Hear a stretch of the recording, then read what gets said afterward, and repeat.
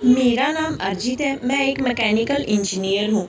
मैं स्वभाव से बहुत ही रिजर्व हूँ। इस कारण कभी मेरी लड़कियों से ना ज़्यादा दोस्ती रही, ना ही कोई मेरी गर्लफ्रेंड बनी।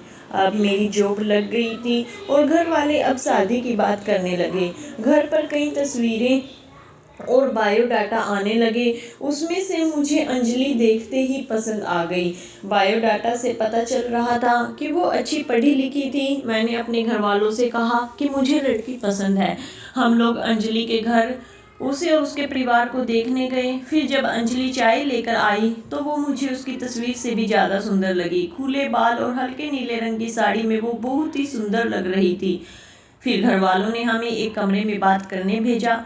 कमरे में वो चुप थी। उसके चेहरे पर इतनी खुशी नहीं थी। मेरा दिल धड़क रहा था। मुझे लगा कि उसे मैं पसंद नहीं हूँ। फिर मैंने ही बात शुरू करते हुए कहा कि आप क्या करती हैं। उसने मेरी तरफ घूर कर देखा और कहा कि आपने बायोडाटा देखा नहीं तो मंगाया क्यों था। उसकी बात सुनकर मुझे लगा कि वो मुझ में कोई इंटरेस्ट नहीं दिखा रही हैं। फिर मैंने उसे डायरेक्टली पूछ लिया कि आपको मैं पसंद नहीं हूँ। वो बोली, मेरे पसंद की बात नहीं है, आप खुद मुझे नापसंद कर देंगे, मुझे पता है। उसने कहा, अभी मैं आपको ऐसा कुछ दिखाने वाली हूँ कि आप वो देखते ही आप शादी के लिए मना कर देंगे। आपसे पहले दो को दिखाया, उन्होंने भी देखते ही मना कर दिया। यह कहकर उसने अपने खुले बाल जो पीछे थे उनको आगे किया। इतने में ही कमरे के बाहर से आवाज़ आ गई और उसकी माँ कमरे में आ गई। शायद उन्हें भी पता था कि वो हर लड़के के साथ ऐसे ही बातें करती हैं और कुछ बताती हैं। उसकी मम्मी ने कहा, चलिए बाहर, सब आपका इंतजार कर रहे हैं। अंजलि ने अपनी माँ की तरफ देखा। मैं बाहर आ गया और बाहर मेरी माँ और पिताजी ने मेरी शादी की जल्दी थी। वो भी मेरे मुंह से बस हाँ सुनना ही चाहते थे। मेरे आते ही मेरी माँ मुझे बाहर ले गई और पूछा कि क्या तुझे लड़की पसंद है।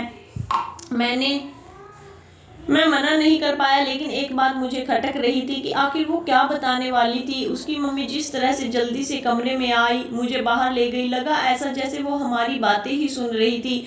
मैंने शादी के लिए हाँ कर दी। मेरे घर वालों ने उन्हें हाँ में जवाब दे दिया, लेकिन अब मैं एक दुविधा में था कि मैं क्या करूँ। मैंने उससे बात करना चाहा, मैंने उससे नंबर नहीं मांगा था। मैंने अपनी मम्मी को कहा कि आप बात करें और उसका नंबर ले लें। मम्मी ने अंजलि की मम्मी से फ़ोन पर बात की और अंजलि का नंबर मांगा, लेकिन उन्होंने यह कहकर मना कर दिया कि अंजलि का फ़ोन अभी ख़राब है। मम्मी यह भी कह रही थी कि वो लोग शादी के लिए जल्दी कर रहे हैं।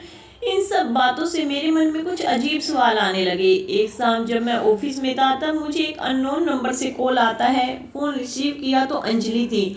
वो बोली कि मम्मी ने मेरा फ़ोन ले लिया है, मैं कुछ बहाना करके अपनी फ्रेंड के रूम पर आई हूँ, उसी के नंबर से फ़ोन कर रही हूँ, क्या तुम मुझे अभी मिल सकते हो।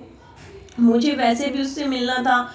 अंजलि के बताए एड्रेस पर मैं जल्दी से पहुंचा। वो उसकी फ्रेंड का रूम था। मैंने जाते ही पूछा, उस दिन की बात अधूरी रह गई थी और तुम्हारी मम्मी तुम पर नज़र क्यों रख रही है। अंजलि बोली, मैं तुम्हें कुछ दिखाना चाहती हूँ, उसके बाद तुम्हारे सारे सवालों के जवाब मिल जाएंगे। अंजलि आज भी बाल खोल कर आई थी। वो पीछे मुड़ी और अपने खुले बालों को पीठ से आगे की ओर किया।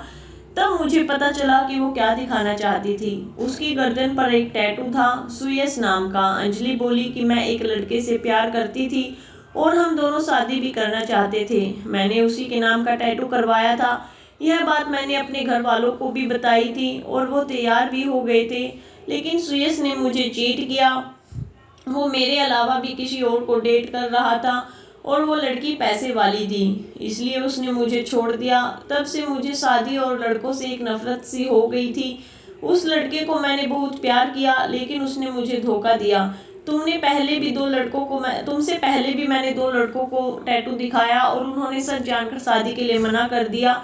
मम्मी इसलिए मुझ पर नज़र रख रही है कि मैं तुम्हें भी कहीं सच ना बता दूं, लेकिन मैं लड़कों की तरह नहीं हूं। मैं नई जिंदगी की शुरुआत सच के साथ करना चाहती हूं। ये सुनकर मैं सोच में पड़ गया कि जिसको प्यार मिलता है उसे प्यार की कदर नहीं होती। आखिर इतनी प्यार करने वाली लड़की को कैसे कोई धोखा दे सकता है। मैंने कहा कि मुझे तुम्हारे पास से कोई मतलब नहीं है, लेकिन मैं चाहता हूँ कि मुझे भी तुम उतना ही प्यार करो जितना उस लड़के को करती थी। अंजलि को यह उम्मीद नहीं थी। उसे लगा था कि मैं भी उससे शादी के लिए मना कर दूंगा, मेरी बात सुनकर उसने इतने दिनों के दबाए आंसू बहाने लगे। मेरी शादी अंजलि से हो गई और मैं अपने आप को बहुत खुशकिस्मत मानता हूँ कि मुझे अंजलि जैसी सच्ची और प्यार करने वाली लाइफ पार्टनर मिली है।